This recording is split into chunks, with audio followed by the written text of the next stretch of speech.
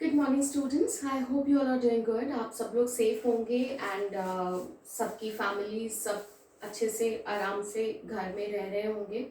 I know it's tough time for all of us, but there is no other way, we have to live right. हमें इस समय को, बुरे समय को काटना है, बट अपनी पढ़ाई भी हैम्पर नहीं होने देनी है। चलिए, तो जैसे कि कल मैंने आप लोगों को एक वीडियो सेंड किया था जिसमें मैंने एडी, सीई, बीसीई, है ना, बीसी, ये सब एक्सप्लेन कर दिया था। तो अब आप लोगों को एक फेयर आइडिया हो गया होगा कि एडी क्या है, बीसी क्या है, बीसीई क्या है, राइट। तो सीई क्या है। सो आई होप अब आप लोगों को हिस्ट्री पढ़ने में कोई दिक्कत नहीं आएगी and this is a very important thing which you all have to remember for your whole life. Fine, चलिए तो हम लोग स्टार्ट करते हैं हमारा ये चैप्टर। कुछ चीज़ें हमने इसमें पढ़ ली थी कि कैसे एंशियंट हिस्ट्री है, कैसे आपका मिडिवल है, देन लेट मिडिवल है एंड एवरीथिंग। फाइन, तो आगे हम लोग बढ़ते हैं। हम पढ़ते हैं मिडिवल इंडिया। मिडिवल इंडिया में जो इंपॉर्टेंट मेजर चेंजेस आए वो आपके political and social system of India में चेंजेस आए। पॉलिटिकल सिस्टम मतलब कि किस तरीके से रूल हो रहा था। पहले एंशियंट इंडिया में क्या था कि एक प्रॉपर सिस्टम पॉलिटिकल का नहीं था, मतलब जो राजा ने बोल दिया बस वो हो गया। ऑल्दो मिडिवल में भी कुछ चीजें थी, बट उसमें क्या था, मिडिवल में there were certain rules, proper constitution, एक तरीके का संविधान था जिसको बनाया जाता था राजा और उसकी कुछ मिनिस्टर्स की हेल्प के साथ में, और वो लोग सब मिलकर एकजुट होकर उस संविधान को बनाते थे और उसी संविधान के बेसिस पर रूल किया जाता था। ठीक है। सोशल सिस्टम, रहने का तरीका, मतलब कास्टिज्म, प्रॉपर कास्टिज्म था। इस तरीके की चीजें, कैसे लोग, हिंदू मुस्लिम्स, कैसे एक डिफरेंस आया, है ना। हम ये थोड़ा सा तो हमें नॉलेज है ही कि जब मुगल्स हमारे देश में आए तो जो हिंदूज को थे, they were like forcing Hindus to convert themselves into Muslims. वो मिडिवल के पहले नहीं था, एंशिएंट में ऐसे नहीं था। जिसका जो धर्म था वो धर्म था, और मुस्लिज्म उस टाइम पर नहीं था। मुस्लिज्म आया जब मुगल्स, अफगान, टर्क्स हमारे कंट्री के अंदर मिडिवल इंडिया के टाइम पर आए। अच्छा, क्या रीजन रहा होगा, ये हम लोगों ने पढ़ा है। ये एक टर्म है डिवाइड एंड रूल, राइट। ये आप लोगों ने सुनी है, ब्रिटिशर्स के टाइम की बात है। ब्रिटिशर्स की पॉलिसी थी डिवाइड एंड रूल, क्योंकि उन लोगों को पता था कि हमारे देश के अंदर ना गुट है, मतलब एक ग्रुप, दूसरा ग्रुप, तीसरा ग्रुप, मतलब एक राजा दूसरे। अभी क्या है, we have a unity in a whole country, है ना। अगर हमारे देश की किसी भी कोने पे कुछ होता है तो वो पूरे देश को हैम्पर करता है ना। अभी यूनिटी है उस तरीके की जो कि पहले नहीं थी।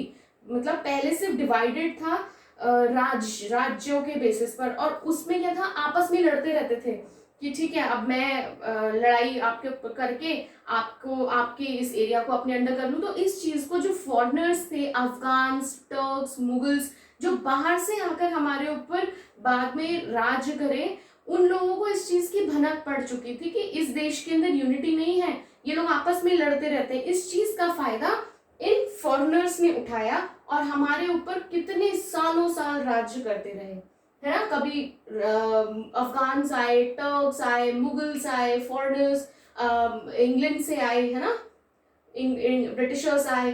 कितने सालों तक हम लोग इन्हीं के अंडर रहते रहे और ये हम पर राज करते रहे हमारे ही देश में।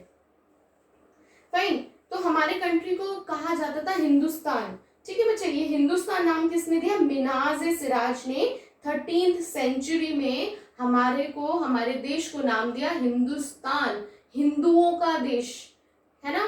जब तक मिडिवल इंडिया में अफगान, टर्क्स नहीं आए थे, उसके पहले हमारे कंट्री के अंदर सिर्फ एक ही धर्म था, वो था हिंदू।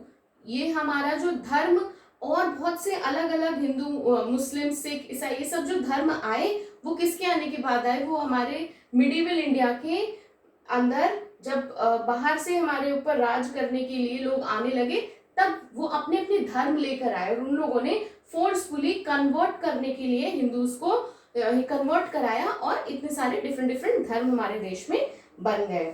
ठीक है। अच्छा, कहाँ से आते थे, देखिए direction, east, west, north, south. अब एक आपने सुना होगा रिवर सिंधु, सिंधु नदी, सिंधु के नाम नाम से ही हिंदुस्तान, हिंदू पड़ा था।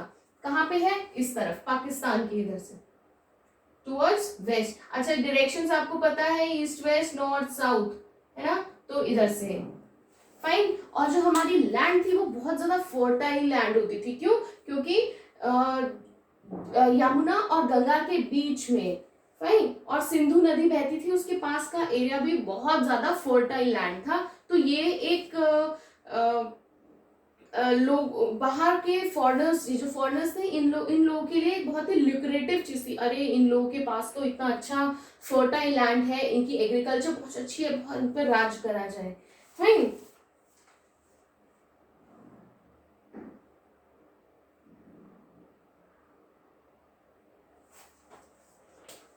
और हमारे इंडिया के अंदर आने के लिए, वेरी बैड विद मैप, मैं भी एक मैप भी आप लोगों को भेजूंगी, एक वीडियो, उसमें भी एक्सप्लेन किया हुआ है मैंने, ठीक है। यहाँ पे कहीं पाकिस्तान में रिवर सिंधु पड़ती है, ठीक है, उनको यहाँ हमारे कंट्री के अंदर आने के लिए यहाँ से इस सिंधु नदी को पार करके आना पड़ता था।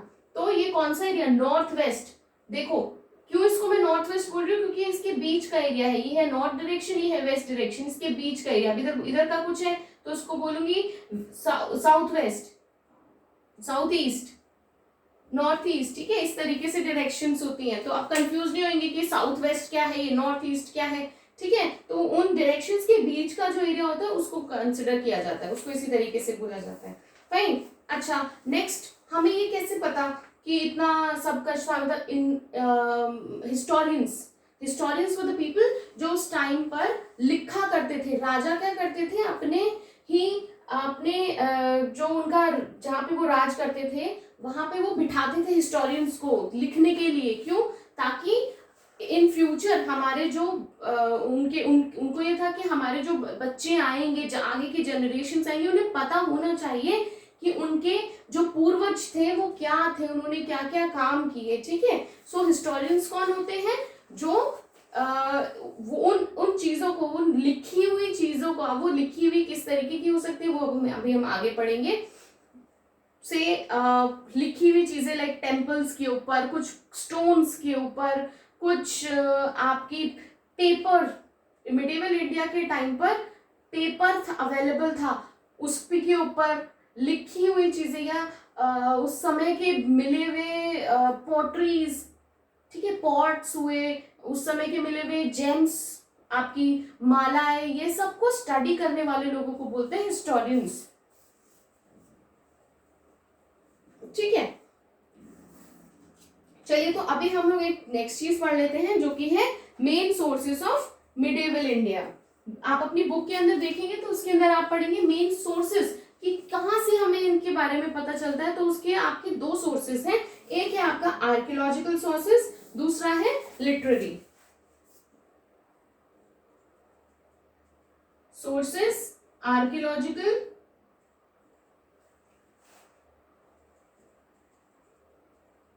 आर्कियोलॉजिकल सोर्सेस, दूसरा है लिटरेरी सोर्सेस। इसके अंदर आपके आ जाते हैं कॉइन्स,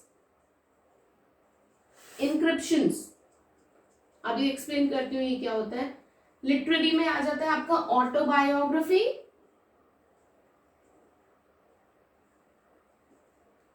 दूसरा आपका आ जाता है क्रॉनिकल।